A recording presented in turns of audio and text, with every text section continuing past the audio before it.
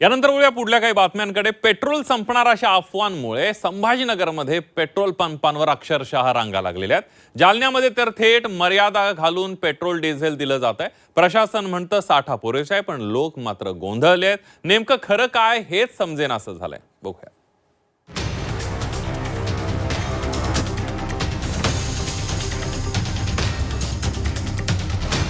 Petrol diesel भरण्यासाठी petrol पंपावर झालेली ही गर्दी पहा। इराण आणि इस्रायलमध्ये सुरू असलेल्या युद्धामुळे भारतात इंधनाचा मोठा तुटवडा निर्माण झालाय।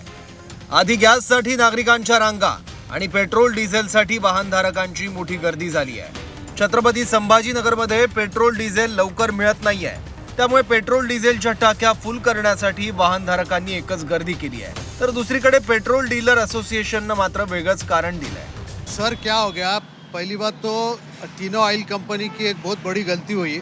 वो लोग है तो एक 5 डेज़ की क्रेडिट फैसिलिटी देते थे, जो भाई आज मंडे को 1 तारीख को दिया तो उसका पेमेंट 5 तारीख को देना है। और उसके अलावा वो बोलते थे कि जब हम क्रेडिट दे रहे हैं तो डीजल ये वो के लिए तुम क्रेडिट पास ऑन करो। अब all of the sudden company ने ऑल ओवर इंडिया में उनका एक स्ट्रैटेजी चेंज कर दी है कि भाई हम आपको क्रेडिट नहीं देंगे, कैश एंड कैरी। अब कैश एंड कैरी में क्या होता है कि आप सुबह में आरटीजीएस जब करते हैं तो उसको रिफ्लेक्ट होने को 1-2 घंटे लगते हैं। तो उसके वजह से क्या हो गया, जिसके पास फाइनेंस नहीं है तो कुछ पंप ड्राय हो गए। छत्रपती संभाजीनगर सारखीच परिस्थिती जालना शहरासह जिल्ह्यात पाहायला मिळते आहे। जालना शहरात केवळ एकच पेट्रोल पंप सुरू असून या पंपावर पोलीस बंदोबस्तात पेट्रोल डिझेल वाटप करण्यात आलं।